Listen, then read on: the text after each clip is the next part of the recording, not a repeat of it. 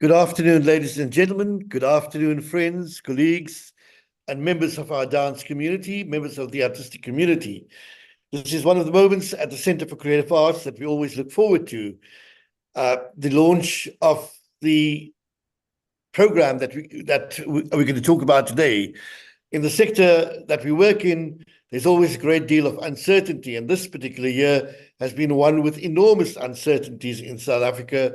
We've seen some of the larger festivals taking the news platforms about the struggles within the sector. We've seen the artistic community, individuals going out in the field, protesting, asking for more leads towards funding. We've seen an enormous amount of disharmony in the sector. But each time we come together within a venue with artists together, we see creativity, we see magic, we see spontaneity. And we're incredibly proud of the teams that we work with, the partners and funders who support us, and the artistic community, who is the core reason for our existence. Amongst the festivals that we have presented this year, the Durban International Film Festival, the Time of the Writer Festival, the Poetry Africa Festival, and of course, the Jomba Contemporary Dance Festival. We've been able to reach out to more than 400 artists across the board through our different festivals. We've been able to reach out to an audience of almost about 6,000 to 8,000 people through our different festivals. What that also means is that apart from the job creation opportunities that it does, it's created an enormous amount of publicity that the arts in South Africa, despite its challenges, continues to trade forward. For us at the University of KwaZulu-Natal, we're incredibly proud of Jomba as one of our major projects that we present annually. Apart from the artistic endeavors that we present during the 10-day Jomba period, also with the extended period at the Market Theatre, we're incredibly proud of the archive that we build, which becomes an essential part of bridging the reason why we exist as a festival producer and why we exist at the University of KwaZulu-Natal. I'm incredibly proud of the work done by our curator and lead in heading the Jomba Contemporary Dance Festival, Leanne Lutz, for her passion, her dedicated commitment and vision for the work that she does, and the quality of people that she brings to engage with our program each year. We end up completely inspired, but we also end up completely affirmed that Jomba must continue for the next 30 or more years. And as long as I sit in the seat at the Center for Creative Arts, I'm committed to ensure that Jomba sees light for as long as we can switch on that light. It's my pleasure again to welcome all of you to this conversation together. But I'm not going to name individuals apart from Leanne, because I know there's an enormous amount of people who work behind the scenes to make everything happen. And I'm sure that that is included in Leanne's address. But all I want to do is bring you the kind greetings of the Dean and the DVC, who continue to support our work at the Center for Creative Arts, so that we're able to be simply the platform, the stage for everything to happen. It's my pleasure to hand over back to Wesley Mahari and Leanne. Thank you. Thank you so much, Ishmael. It's always so beautiful to have you with us, and thank you always for your extraordinary levels of support and kindness at a time when this is so needed. So we're here today. It's just a small moment of delight and joy to launch the Jomba MASIHAMBISANE, the 5th edition of our archive. So the colloquium, the online colloquium, happened much earlier on in May this year. And after the colloquium, some of the writers go through a process of correcting or fixing up their papers for submission. They get edited, and we create this extraordinarily beautiful archive. And the archive is really significant, because what it also does is not just have the kind of more conventional academic archiving of papers and presentations, but one of the things that the colloquium has done, and which is seemingly the direction that we are really moving in, is that we have these extraordinary conversations with artists, dialogues, where we identify significant artists of the global south, but also in a greater world, who are doing interesting and unusual and groundbreaking projects that may be small or large, who somehow speak to the thematics of the colloquium. And we are setting up the most beautiful archive of these conversations, and particularly in a year like this where we've lost people like Dada Masilo and David April, to have an archive of, for example, David April doing the most beautiful interview with Dada Masilo from last year's colloquium. Having that as an archive is an extraordinary memory and rememory of these amazing human beings. So I hope that, after today, that you don't only go and look at the beautiful dialogues and the dialogues that we had this year, but that you also delve into the first 4 years where there have been some extraordinary conversations, papers, and scholarship. So this year because we felt the need to look at it in a world of our strange geopolitics, to really look at the thematics of moving borderlands and the idea of dance as a practice of worlding.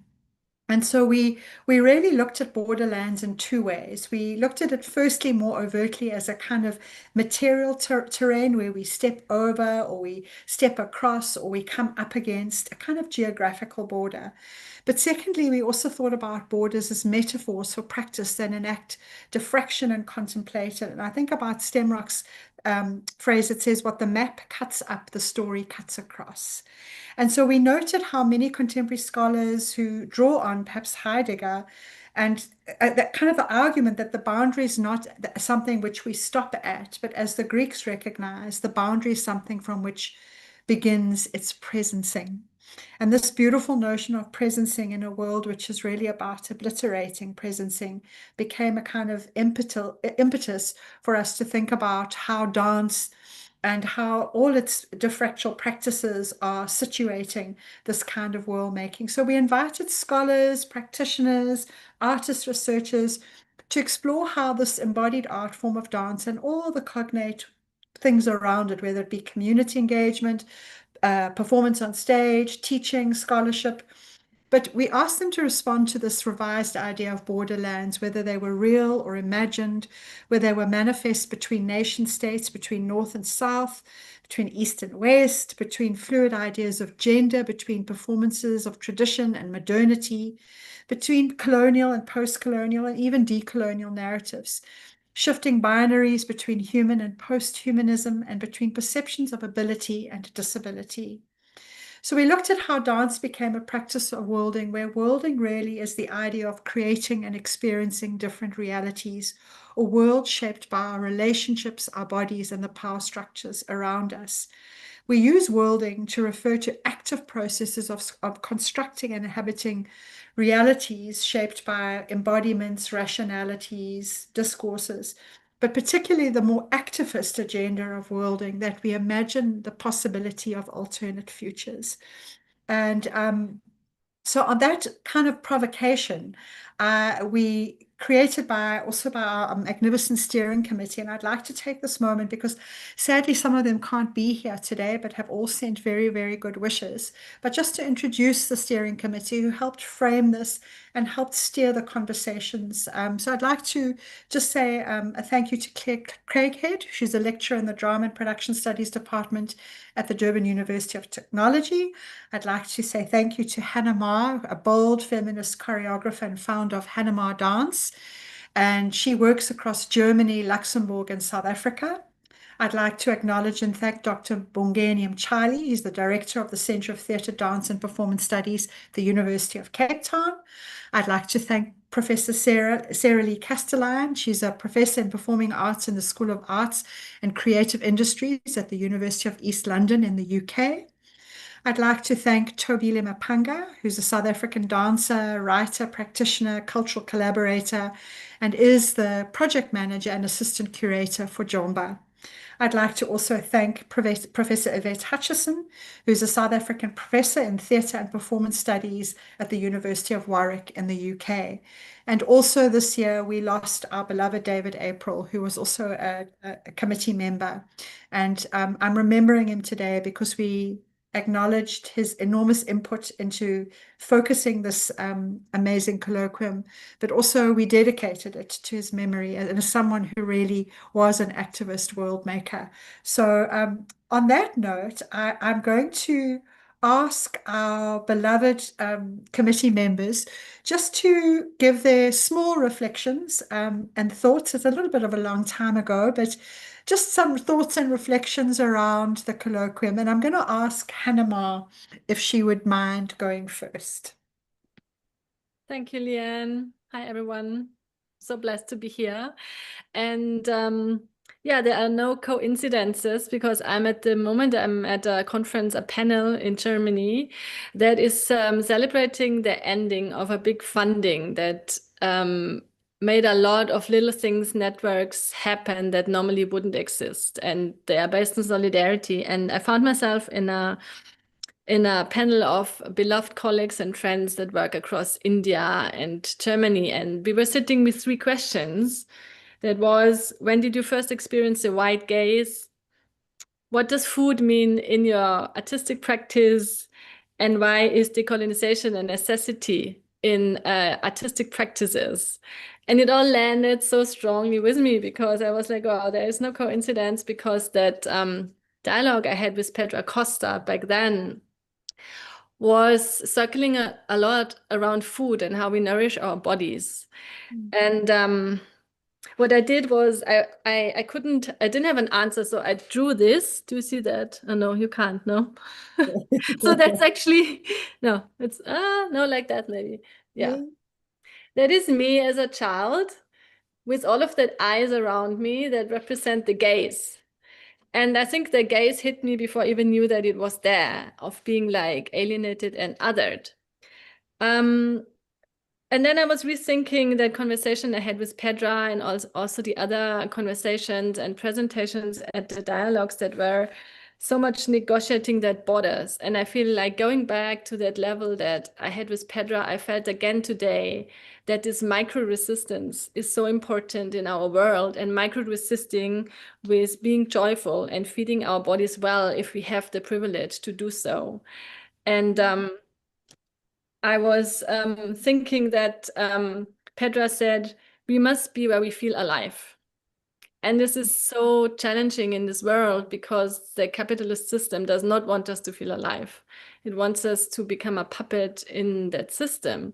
And I think as an artist, or I feel as an artist and movement practitioner, coming back to the body and allowing myself in good spaces, in spaces where I feel safe or welcomed, to allow thoughts and all of that invade and cross my borders, while still also being very, I would say, consequent in like keeping this system, my body, alive with feeding it well, and then breaking it down to how can we keep that border up, because actually it doesn't exist. The body is always invaded by bacteria and viruses. And that's also why in this presentation from Pedra, it was very strongly communicated how this body doesn't have a border, and this grows to bodies becoming a landscape or being part of the earth. So I just feel like it was this loop from back then to today was, yeah, no coincidence. And I remembered myself, and I exchanged a lot with other artists who shared about the practices of not eating during rehearsals or during work, or sharing work, or even having food performances as part of their practice. And it remembered me that I cannot resist. I cannot change from a body that doesn't want to be alive. I cannot resist. I cannot change from a body that doesn't spread joy. And I think that dance as a practice of worlding is a tool outside of the master's house that does enable us to change. And then we bring it back to ourselves as, yeah, a little bacteria in this world that can change while staying alive and claiming joy as the state of being in this world. Yeah, this was my loop. I hope you could follow me. And I think enjoy the archive because it's beautiful and it's very rich. Yeah, thank you. Thank you so much, Hannah. I mean, I think that conversation with you and Pedro Costa was one of my highlights of this year's colloquium. And the porous nature of the body as an echo of the porous nature and vulnerability of our lives is really beautiful. So thank you so much. And thank you for bringing Pedro to us as well. I'm going to hand over to Sarah Lee. Hi. I just want to start firstly just saying thank you and honoring Mr. David April.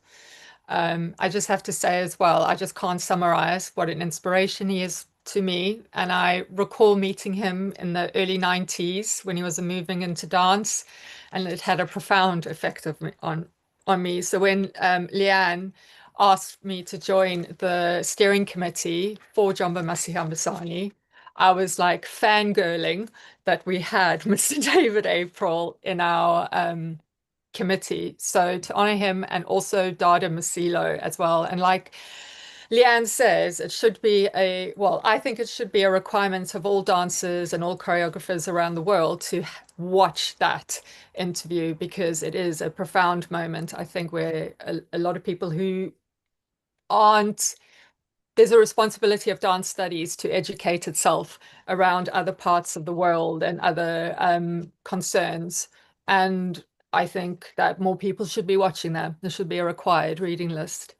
But to say about Jomba MASIHAMBISANE, I first have to thank my wonderful colleagues, all right, because it has been, like we all know, a very, very difficult year. But it is a year where obstacles might be obstacles, but you don't have to go over them by yourself, all right? You know, those kind of joining chains to climb over something. But I do want to say something around why Jomba MASIHAMBISANE is necessary and a much needed archive, colloquial, mass, is because it's not just about dance studies, it's not just about academia, it's about us as a society, which I think Hannah has just looped on, which is quite great. So I just want to make these three statements. I always do threes because it's the magic number. And the first one to say about Jomba MASIHAMBISANE, and we know this, but I think we have to say this louder. Dance studies has historically valued dance from the global north and has stereotyped dance from Africa. And it still does. And there needs to be a questioning, and this is my second one, around who speaks, who writes, who makes the dance. Okay, because I feel that even now there is the global north recognizing and starting to show some value around dance coming from the continent, but is guilty of taking that space instead of taking a step back and knowing when to be silent, knowing when to observe. Because a lot of kind of stages in dance studies is that there is a structural inequality around, you know, access, around access to like what's written, who's doing the writing, and so on. So I think this is why, again, for me, Jomba MASIHAMBISANE is much needed and urgent, and a requirement that people need to educate themselves. I'm not a fan of that thing that a lot of people say to me, you don't know what you don't know. I think that is not a good mantra, because it's up to you, every individual, to find out what you don't know. And I say that as a child, well, now very old, but I say that as someone who grew up in an apartheid society. And if I had to say, I don't know what I don't know, that would be profoundly disrespectful in many, many ways.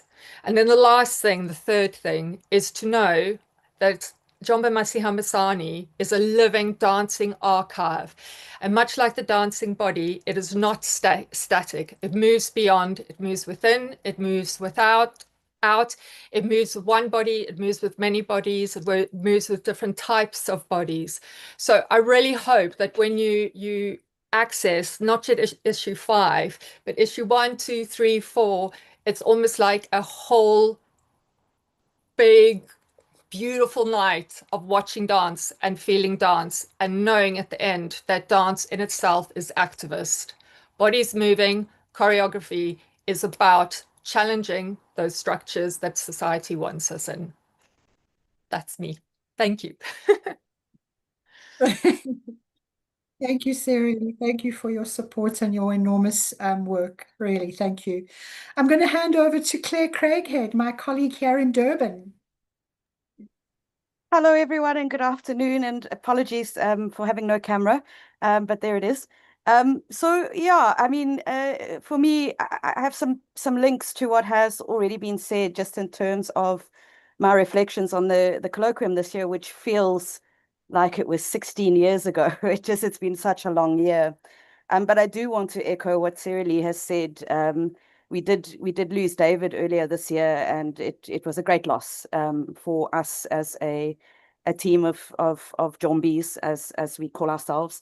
And just I think, well, I know that he would be really proud of what we've done with the colloquium this year, and what we will continue to do.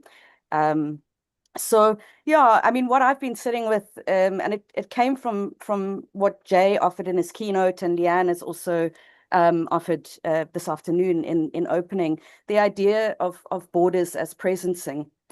That borders are not just lines that divide, but rather spaces where histories press through us in a way, that kind of persistent pressing through, not against. And a space also where ghosts linger, and I guess this is also where my interest is really sitting. Avery Gordon reminds us that ghosts are material. They're not gone. They haunt in the fabric of the now. And so when we talk about borders, we're also talking about the ghosts of the nation state, the ghosts of modernity, ghosts of the so-called man. And if you could see me, there's air quotes around man.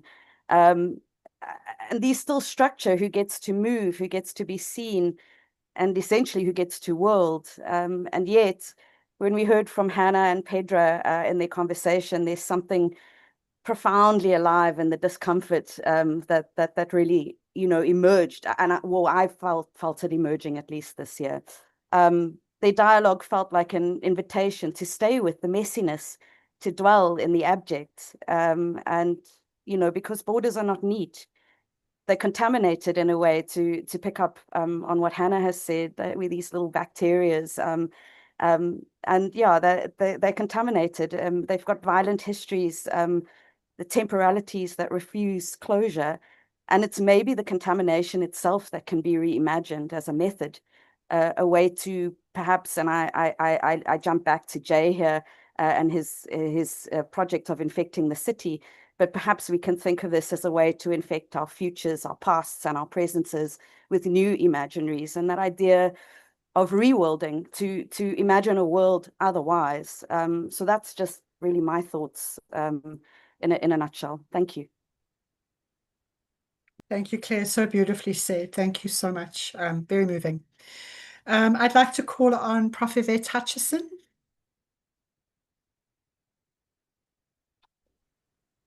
I'm unmuted, yes. So again, thank you everybody for this amazing opportunity. And also it's interesting to look back, it does feel like a long time ago, but I think the worlding has stayed with us, that notion. And what struck me is the notion of dance as a practice of worlding.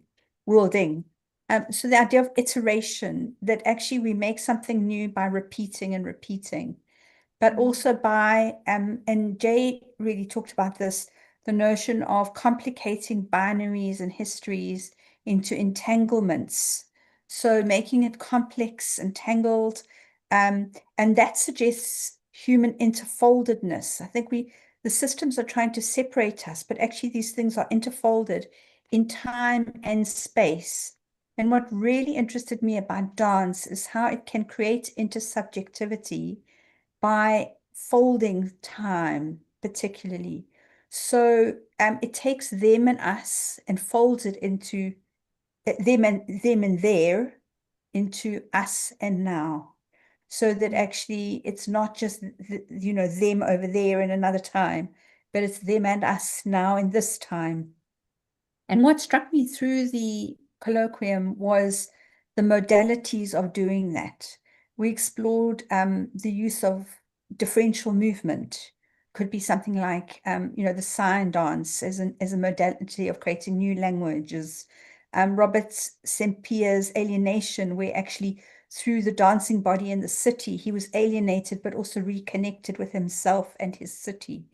The notion of ritual, which is in and out of time, but also folds time for transformation. And the idea of durational time with Alan Parker. So these modalities of how we can enfold time, space, but also one another. And I love the way, and Jomba always does this, we have profound keynotes that theorize in very complex ways, and then the artists show us how to do it in their conversations and their work. And the artists are often way ahead of the kind of discourses on these things. So what struck me is a need for humility in listening, that we must let the somatic do the work. It's through the bodies. What happened is bigger than what was said, I think, in the work. And I was also very struck by the panel on festivals and the people from very different places struggling with violent, but where does art sit in relation to that violence, but aesthetics and engaging people with things that are difficult to see and speak about. But this too is a way of worlding. And I think at the end, I was left with Jay Pather's notion that at the end of everything, we're left trembling. And that trembling, we need to shake, our bodies tremble in order to shake things off, but also to transform. So I think we're trembling in the world in general every day when we hear something disturbing, but trembling can also be transformative. And I think we were shown how that is possible through this colloquium and through the work of the artists. So I just want to say thank you for the opportunity of going back to my notes and my reflections. And I'm looking forward to being able to do that actually in tandem with the artists, where I can go back and, see, hear, and dialogue with them again through the archive. Thank you, Yvette. So moving. I'm also struck when you talk about trembling that this concept of shaking the body, which is starting to develop as quite an interesting dance technique and a kind of therapeutic project, is apparently about de-stressing the nervous system. So I think that that's also, that idea of reconstituting the trembling and the shaking, which is of course always so evident in many traditional practices as well. So thank you, Yvette, for your really beautiful words and the kindness of them. I feel like what I wanted to also say is that, just linking on what everyone's mentioned, is that what we noticed this year was actually quite an interesting shift in the colloquium, the 5th year in, is that we landed up getting less papers and more discussions and panels. And we sort of recognized that maybe we're at a point in history where there has been so much being spoken for, that the idea of artists using this space to speak and articulate became quite significant. And we were very happy to let that kind of unfold as the colloquium went, with some amazing conversations. And, I again like to acknowledge the amazing conversation with Pedra and Hannah, the absolutely beautiful keynote where Jay spoke about compass reset, looking at worlding closer to home, and that kind of idea of South-South reflections. And of course, the extraordinary Ugandan artist that Yvette has made reference to, Robert Simpija, who allowed us to show his dance film Alienation, but also spoke so profoundly about the personal nature of decolonizing, that it is personal before it becomes political. So on that note, and I see that we've got in the room Zechariah and we've got Annalisa, just to say thank you both also for your input and the work that you did on the colloquium, and for being part of what we managed to do, and for sharing and having that Ugandan voice was so beautiful.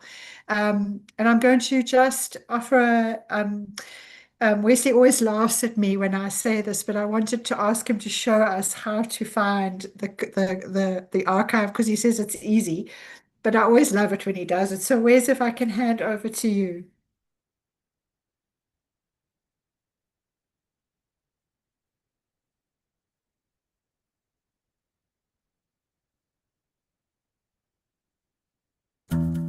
Hello everyone and welcome.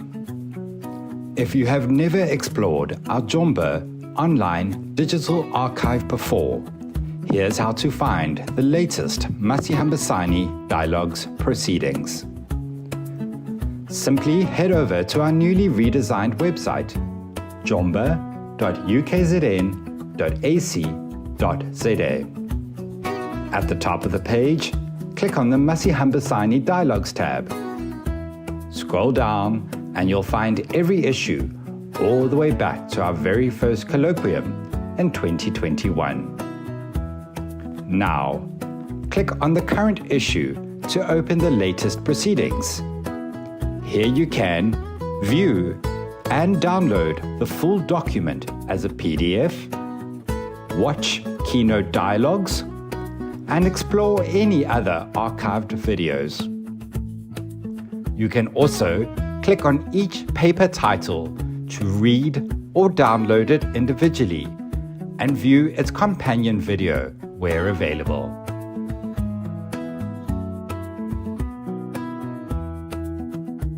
Our ever-growing digital archive is free, open and accessible to everyone at jomba.ukzn.ac.za, celebrating critical dance thinking and scholarship in Africa and beyond.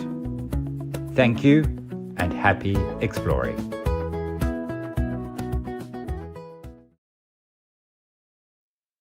Isn't it? I mean, I love it when Wesley does that. Thank you, Wesley. It's so beautiful.